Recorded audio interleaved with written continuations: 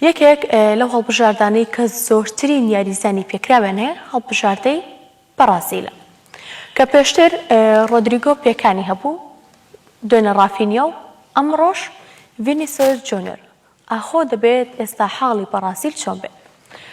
ئێستا ناوەڕۆکی ئەم بابەتەتان بۆ باسەکەم کە ڤینیسیوس جونیۆری یاریزانی یانەی ڕیال مەدرید لە کەمپ و یاخود کەمپی مەشق و ڕاهێنانەکانی هەڵبژاردەکەی بەرازیل دوورخراوەتەوە و مەترسی دروستبوونی پێکان لەسەر ئەو یاریزانە هەیە.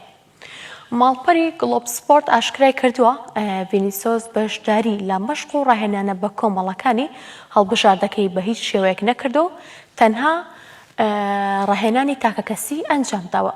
هەروەها چارەسەری پزیشکیشی وەرگرتووە چونکە لە یاری هەڵبژاردەکەی بەرامبەر بە فەڕەنسا بەهۆی هەستکردن بە ئازار ڤینیسیوس جونیۆر یاریگایی پەجێهێشت.